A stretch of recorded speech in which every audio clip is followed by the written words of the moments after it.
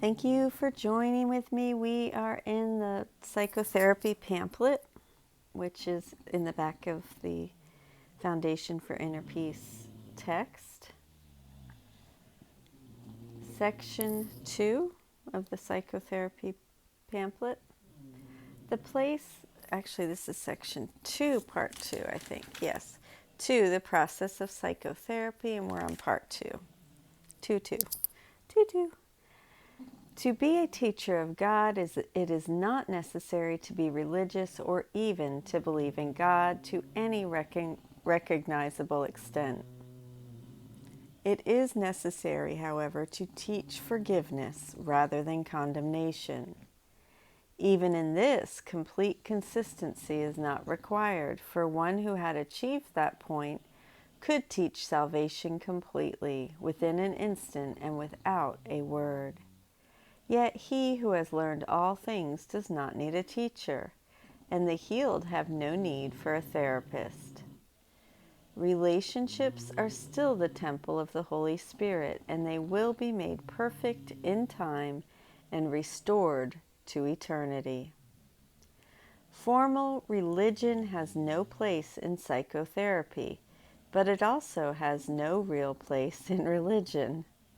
In this world, there is an astonishing tendency to join contradictory words into one term without perceiving the contradiction at all.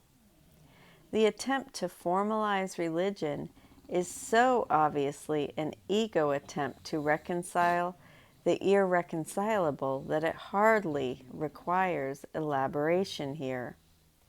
Religion is experience. Psychotherapy is experience. At the highest levels, they become one. Neither is truth itself, but both can lead to truth.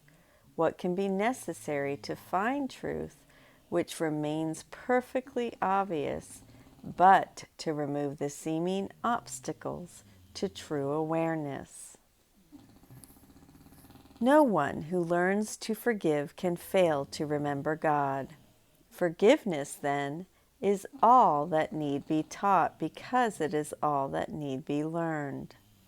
All blocks to the remembrance of God are forms of unforgiveness and nothing else. This is never apparent to the patient and only rarely so to the therapist. The world has marshaled all its forces against this one awareness, for in it lies the ending of the world and all it stands for. Yet it is not the awareness of God that constitutes a reasonable goal for psychotherapy. This will come when psychotherapy is complete, for where there is forgiveness, truth must come. It would be unfair indeed if belief in God were necessary to psychotherapeutic success. Nor is belief in God a really meaningful concept, for God can be but known. Belief implies that unbelief is possible, but knowledge of God has no true opposite. Not to know God is to have no knowledge, and it is to this that all unforgiveness leads. And without knowledge, one can have only belief. Different teaching aids appeal to different people. Some forms of religion have nothing to do with God, and some forms of psychotherapy have nothing to do with healing.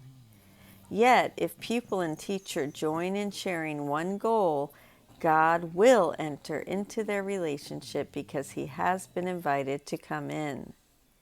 In the same way, a union of purpose between patient and therapist restores the place of God to ascendance, first through Christ's vision and then through the memory of God himself. The process of psychotherapy is the return to sanity.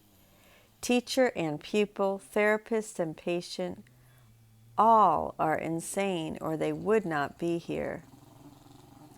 Together they can find a pathway out, for no one will find sanity alone. If healing is an invitation to God to enter into His kingdom, what difference does it make how the invitation is written? Does the paper matter, or the ink, or the pen? Or is it He who writes that gives the invitation? God comes to those who would restore His world, for they have found the way to call to Him. If any two are joined, He must be there. It does not matter what their purpose is, but they must share it wholly to succeed. It is impossible to share a goal not blessed by Christ, for what is unseen through His eyes is too fragmented to be meaningful.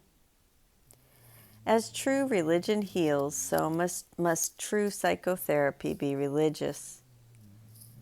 But both have many forms because no good teacher uses one approach to every pupil.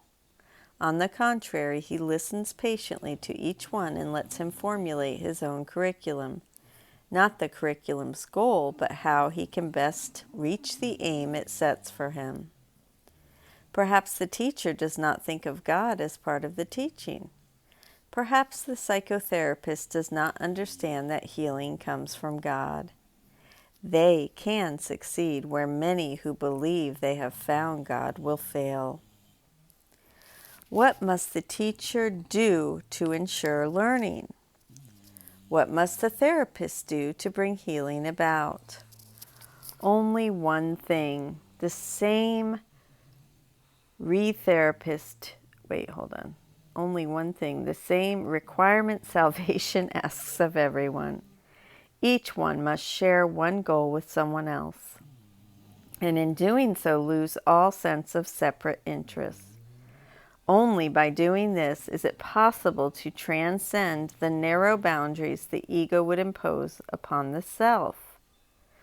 Only by doing this can the teacher and pupil, therapist and patient, you and I, accept atonement and learn to give it as it was received. Communion is impossible alone. No one who stands apart can receive Christ's vision. It is held out to him, but he cannot hold out his hand to receive it. He cannot hold out his hand to receive it. Let him be still and recognize his brother's need in his own. And let him then meet his brother's need as his, and see that they are met as one, for such they are. What is religion but an aid in helping him to see that this is so? And what is psychotherapy except a help in just this same direction? It is the goal that makes these processes the same, for they are one in purpose and must thus be one in means. And that is the conclusion of Section 2 and Part 2 of the Psychotherapy pamphlet. I love you. Thank you for joining with me. Have a beautiful day, and I will see you tomorrow.